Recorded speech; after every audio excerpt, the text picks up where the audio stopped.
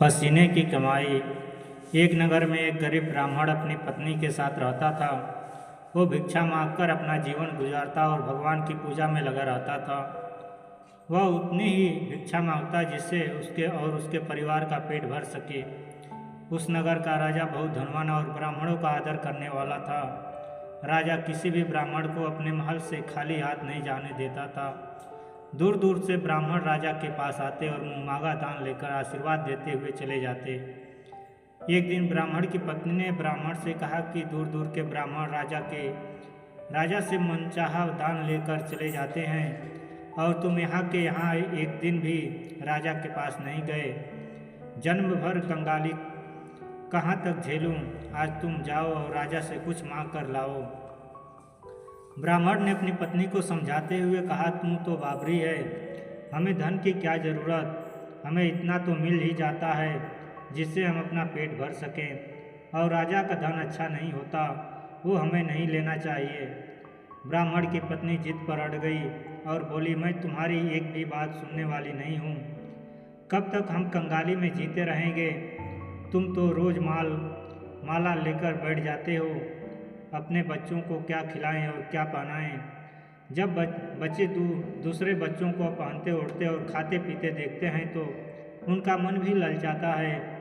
आज तुम राजा के पास जाओ, राजा बहुत भला व्यक्ति है, वो हमें जरूर मांगा दान देगा।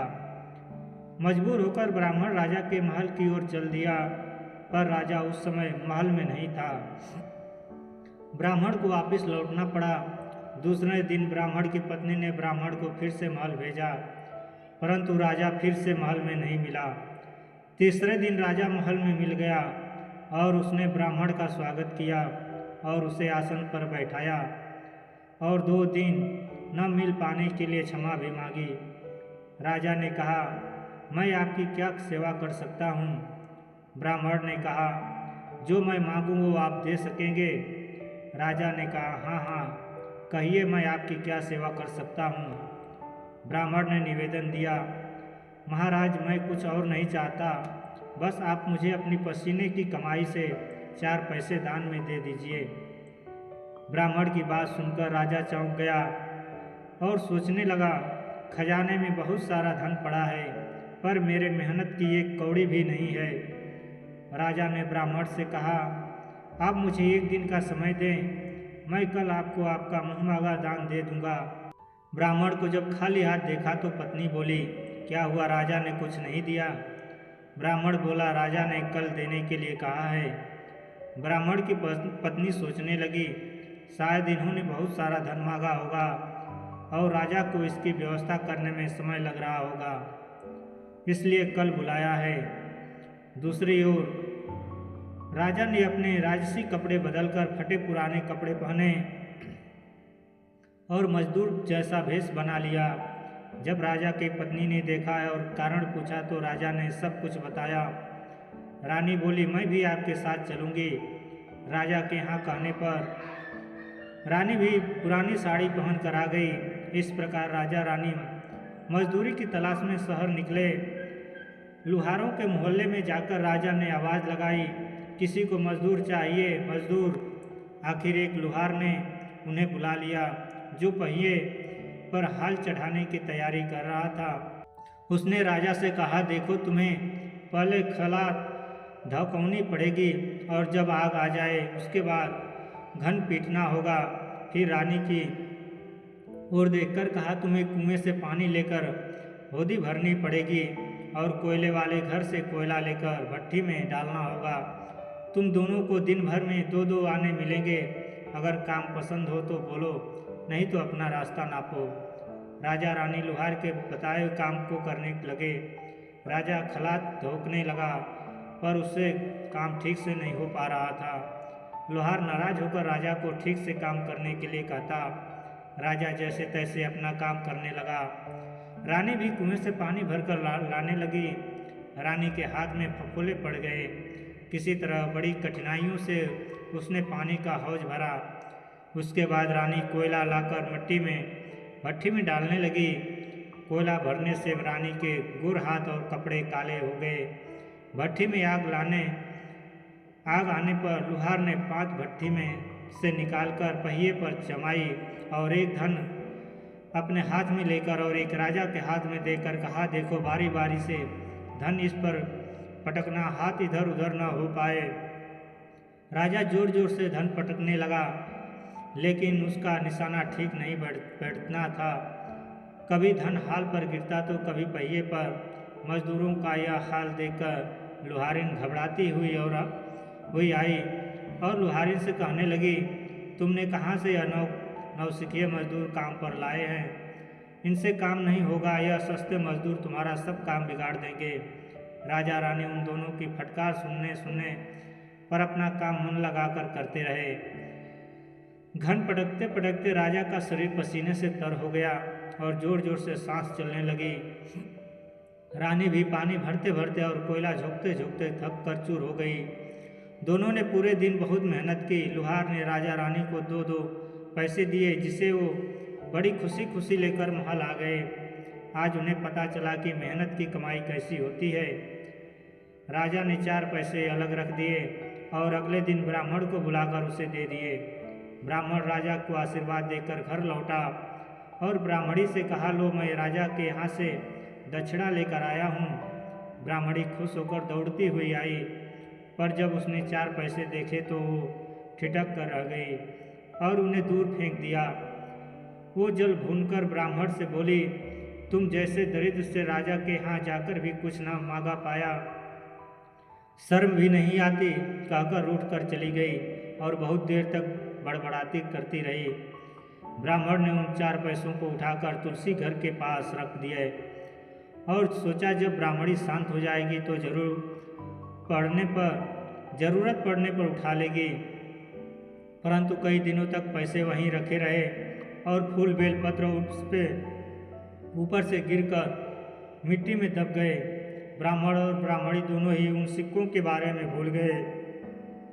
कुछ दिनों बाद तुलसी घर में 4 पौधे उगे। चारों पौधे बहुत सुंदर थे। यह देखकर ब्राह्मणी रोज उनमें पानी डाल देती। 4 महीने बाद वो पौधे बड़े हो गए और उनमें फूल लगने लगे। फूल सूखने पर इनसे मोती झड़ने लगे। ब्राह्मण और ब्राह्मणी ने कभी मोती नहीं देखे थे। वो समझे कि कोई बीज है। हर रोज कई फूल झड़ते और बहुत मोती पूरे तुलसी घर में बिखर जाते। ब्राह्मणी उन मोतियों को समेट कर घर के एक कोने में डाल देती। इस तरह वहाँ मोतियों का ढेर लग गया। एक दिन एक सब्जी वाली आई। ब्राह्मणी को सब्जी लेनी थी, पर उसके पास पैसे नहीं थे। उसने सब्जी वाली से कहा, क्या तुम इन चमकदार बीजों के बदले बस सब्जी दे सकती हो? सब्जी वाली ने देखा तो पहचान गई कि ये तो मोती है। उसने खुशी खुशी ब्राह्मणी को उन मोतियों के बदले उनकी मनपसंद सब्जी दे दी। अब से हर रोज ऐसा होने लगा। ब्राह्मणी और सब्जी वाली दोनों खुश थे। सब्जी वाली यह सोचकर खुश थी कि मुझे 1 पैसे की तरक्की के बदले हजारों का माल मिलता है, और ब्राह्मणी यह सोचकर खुश थी कि इस बीजों के बदले सब्जी मिल जाती है। इस प्रकार कई महीने बीत गए। उधर राजमहल में कई राजहंस थे जो मोती चुगते थे। राजा का यह नियम था, जब राजहंस मोती चुग लेते थे उसके बाद ही राजा और उसका परिवार भोजन करता था। एक समय बाद राजा का सारा धन उन मोतियों और दान देने में खर्च हो गया। अब राजा को मोती खरीदने के पैसे तक नहीं बचे। यह खबर पूरे नगर में फैल गई। ब्राह्मण और ब्राह्मणी को जब यह पता चला तो उन्होंने यही विचार किया कि राजा बहुत दानी और नेक दिल का है। उनसे अपना सब कुछ दान कर दिया, यहाँ तक कि शायद उनके पास खाने के भी कुछ नहीं है। ऐसे हाल में हमें उन लोगों की सहायता करनी चाहिए। ब्राह्मण ने ब्राह्मणी से कहा, अगर तू कहे तो इसमें से कुछ बीज राजा को दे दूं। तू कहती है इससे सब्जी और खाने की चीज़ें मिल जाती है। ब्राह्मणी ने कहा, हाँ, मैं रोज इसके बदले सौदा लिया करती हूँ। ऐसा कहकर ब्राह्मणी 1 टोकरी बीज भर लाई।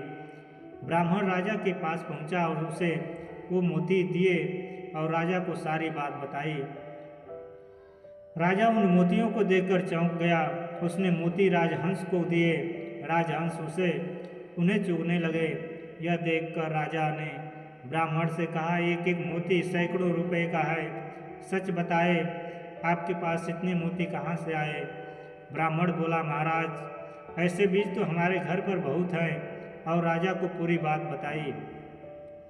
राजा अपने मंत्रियों के साथ ब्राह्मण के घर पहुँचे और उन चारों पेड़ों को देखा। पूछताछ में उन सिक्कों वाली बात सामने आई। जब पेड़ों को देखा तो उनकी जड़ के पास वही सिक्के चिपके हुए थे।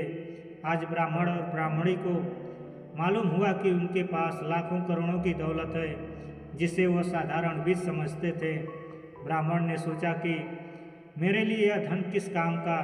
ऐसा सोच ब्राह्मण ने सारे मोती राजा को दान में दे दिए। राजा की आंखें भी खुल गई। मेहनत के धन की कीमत उन्हें मालूम पड़ गई।